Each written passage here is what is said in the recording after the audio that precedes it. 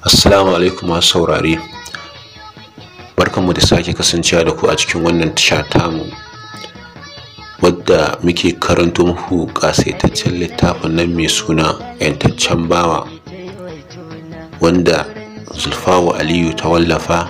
Ni Musa Idris nake karanto muku. Kada a manta a yi mana subscribe domin kasancewa da sababbin shirye-shiryenmu a duk lokacin da muka dora. A baya, in mai sauraro bai manta ba, mun tsaya inda Armayau yake biyo bayan Farida bayan ta baro gidan Hajiya Baraka, wanda ya tare ta hanya yake kokarin yi mata fyaɗe, har Allah ya kawo mata taimako. Wani bawan Allah ya zo ya cece ta, a inda yake tambayar ta shin ko za ta iya nuna masa inda ta fito. To yanzu za mu ci gaba. Ta ɗan yi jim domin ba ta tunanin saboda tafiyar da suka yi ta farko a mota suka taho da Ladi, kafin daga bisani su sauka a wani waje su yi tafiyar kafa mai nisan gaske, har kuma inda Ladi ta saita mata hanya ta gudu ta barta. Ba zan iya ganewa ba domin ban san yankin da na zauna ba, don tun da na shiga gidan da nake ban ƙara fitowa ba sai yau. Ya zama wajibi ki gane ɗaya cikin biyun nan, ko inda kika fito ko kuma inda zaki. In kuma ba za ki iya ba, ke rayuwa za ta zabe wa mai kunci a nan gaba in Allah ya raya ki. Yana gaya mata ya sa kai zai tafiyarsa, ta kwabi shi da kallo cikin tsoro da fargabar abin da yake shirin yi mata na barinta ita kadai kwal cikin duhun bishiyun da ke damfare a ɗan ƙaramin dajin nan. Ganin da gaske yake tafiya zai barta, ta kwala masa kira ta ce, "Malam, in har ka tafi ka barantu, taimakona da kai na baya ba shi da amfani, domin abin da zai cuce ni a nan gaba ka sani sai ya fi baya illa a gare ni. Na roƙe ka dawo ka kashe ni, domin zai fi min sauƙi da na raye cikin zillimi da fargaba a nan wajen. Wayyo ni Allah, na shiga uku ni Farida, kowa guduna yake, mene wa mutane da suke tsane ni." Cak ya tsaya sannan ya waigo. Sunanta da ya daki zuciyarsa ya kuma motsa masa da wani gyamban da ke cikin ransa. Farida suna ne da ba zai taɓa mantawa da shi ba cikin rayuwarsa. Ya zuba mata idanu domin ƙara karantar kamanninta, take kuma idanunsa suka shiga yi masa gizo. Bai aune ba sai ya tsinci kansa da takowa inda take. Farida ya ambaci sunanta, ta ce, "Na'am, ka yarda da ni? Ka taimake ni kuma zan baka labari na. Ai na san ki Farida, ko ba ke ce Farida ba, kin manta ni ne? Ni ne fa yayanki Yusuf." "Yayana kuma a ina? Ban san ka ba, hasali ma ba ni da wa ko ƙani, ni kaɗai na san ni tare da baba. Taho mu tafi gida, nan wajen yana da matuƙar haɗari. Labari na yana da tsawo, zan warware miki kanki domin mu tuna junanmu. Zan warware miki kanki domin mu tuna junanmu." Ta yi galala, ganin duk wani ya canza kamar ba shi ne yake yanzu a siffar mazaje ba, amma duk ya wani sauya. Ya sake faɗa mata yana mai riko gefen hijabinta. Babu ko gardama ta bi umarninsa, domin ita ma a tsorace take da wajen. Suka miƙe hanya tiryan har zuwa titi inda ya yi fakin da motarsa, ya kuma buɗe gefen mazauninsa ta shiga ta zauna, sannan ya zagaya nasa mazaunin ya zauna, ya kuma ja su yana mai gaggawa da saurin isa gida domin kai wa mominsa abin da suka jima suna alhininsa. Karfe 1 da 'yan mintuna ya isa masaukinsu. Ya yi hon, mai gadi ya leƙo sannan ya buɗe masa yana masa sannu da zuwa. hannu kawai ya ɗaga masa ya ƙarasa a yi fakin, sannan suka fito suka nufi ciki. Tana tsaye duk hankalinta ya tashi, ko kaɗan ba ta ƙaunar ya yi nesa da ita. Ita sai yanzu ne ma ta hango kuskurenta da har ta amince ya faɗa wa aikin ɗan sanda, aikin da a koyaushe baka da wani hutu muddin kana so ka kare haƙƙin al'umma. Duk da kuma ta san da hutun shine da ya ɗora wa kansa wani na daban da shi ma ya shafi aikin. Zai bar aiki muddin yana son kwanciyar hankalinta, ta kuma tana son lafiyarsa. Momi, baki kwanta ba? Ya jefa mata tambayar da ya san amsarta. Ta kauda ganinta daga kansa zuwa kan wacce suke tare. Wace wannan? Tambayar da ta fara masa kenan. Momi, wannan biki gane ta ba? Faridanki ce fa, na yi arba da ganinta a yawon rangadin da na fita, na ganin irin jihar da yanayin yadda rayuwarsu take tafiya. Farida kuma? Wannan ce Faridan kuwa? Wai me yasa soyayyarka da Farida ke neman haukata min kai ne? Ka tuna fa Farida gawarta ta ɓace ɓat, sama ko ƙasa an neme ta a rasa. To ta ya za ka ce ita ce wannan? Wallahi Momi ita ce. Ƙare mata kallo ki gani. Ta zuba mata idanu, sannan ta dawo da ganin ta gare shi. Bata san hargitsa masa tunani, sai ta yi murmushi ta ce, na gane, ita ce. Mu je ciki ko?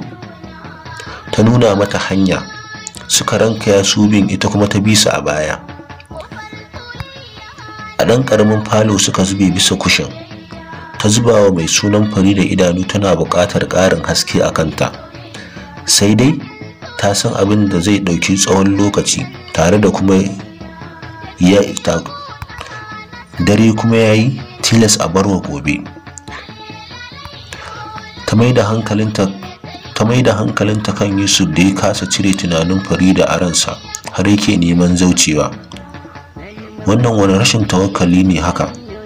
Tabbas sai ta haɗa masa da rubutu ko don ta kubtar da rayuwarsa. Yusuf, ka je ka kwanta, dare yayi.